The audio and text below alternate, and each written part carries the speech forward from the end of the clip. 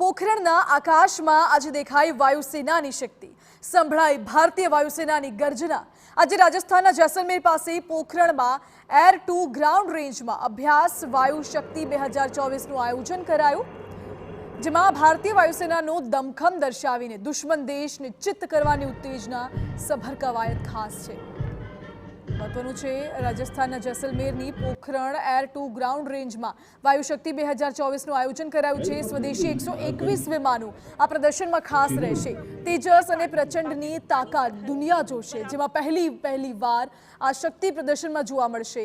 રાફેલની ક્ષમતા, આ સાથે Miraj 2000, Sukhoi 30 MKI, jaguar C-130J, Chinook, Apache અને MI-17ની શક્તિનું પ્રદર્શન સાથે જ ખાસ ધ્યાન આકર્ષે ભારતીય બનાવટની વેપન સિસ્ટમ આકાશ અને સમર કે જે જમીનથી આકાશમાં વાર કરનારું સટીક શસ્ત્ર છે, તેનું પણ પ્રદર્શન દુશ્મનોના દાંત ઘાટા કરવા પૂરતું છે। આ શક્તિ પ્રદર્શન એટલે પણ ખાસ છે કારણ કે છેલ્લે વાયુશક્તિનો યુદ્ધ અભ્યાસ વર્ષ 2019માં થયું હતું અને ત્યારબાદ 2024માં આ કસરત ભારતીય વાયુસેના કરશે।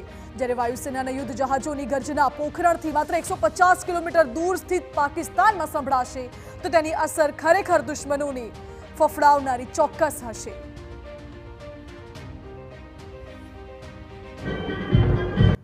વાયુશક્તિ 2024 કે જે ભારતીય વાયુસેનાનું એક પ્રચંડ પ્રદર્શન હોય છે, જેમાં વાયુસેના કેટલી વિકસી છે, વાયુસેના કેટલી અપગ્રેડ થઈ છે, કેટલી આધુનિકતા તેમાં ઉમેરાઈ છે, તેનું પ્રદર્શન કરવામાં આવે છે અને દુશ્મન દેશો આંખો ખોલીને જોતા હોય છે કે કેવી રીતે ભારતીય વાયુસેના આજે આટલી જાંબાઝ બની છે। આપણી સાથે કેપ્ટન મનીષ જોડાઈ ગયા છે અને તેમની પાસેથી જાણીએ કે વાયુશક્તિનો અર્થ શું છે, શા માટે વાયુશક્તિ યોજવામાં આવે છે અને તેનો શું अर्थ है। कैप्टन मनीष, किस तरह से ये वायुशक्ति का आयोजन होता है? 2024 5 साल के बाद ये आयोजन हो रहा है। ऑब्वियसली इंडियन एयरफोर्स के लिए भी ये बहुत बड़ा दिन है और इस बार जो थीम है वो भी दुश्मनों को जवाब देने के लिए एकदम सही है। जैसे आपने कहा, ये एक्सरसाइज वायु शक्ति हमारे इंडियन एयरफोर्स की आक्रामक और रक्षात्मक क्षमताओं का एक दिलचस्प प्रदर्शन है और इस वर्ष के संस्करण में स्वदेशी जहाज जैसे तेजस, लाइट कॉम्बैट हेलीकॉप्टर, प्रचंड और ध्रुव सहित 100 से भी अधिक जहाज शामिल हो रहे हैं।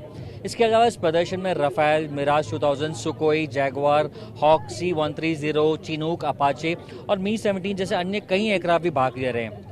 साथ साथ इस दौरान आप अपने स्वदेशी सतह से हवा में मारने वाली हथियार प्रणाली, जिसको इंग्लिश में हम surface to air guided weapons कहते हैं, आकाश और समर, वो भी जो दुश्मन के घुसपैठी जहाज है उनको ट्रैक करके मारने की अपनी क्षमता का भी प्रदर्शन करेंगे।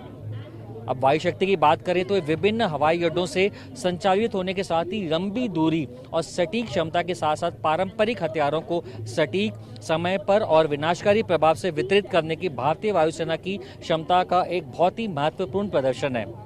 इसके अलावा भारतीय वायुसेना के ट्रांसपोर्ट और जो हेलीकॉप्टर फ्लीट हैं उनके विशेष अभियान का भी प्रदर्शन होगा, जिसमें हमारे एयरफोर्स कमांडोज गरुड़ और इंडियन आर्मी के कुछ तत्व भी शामिल हैं।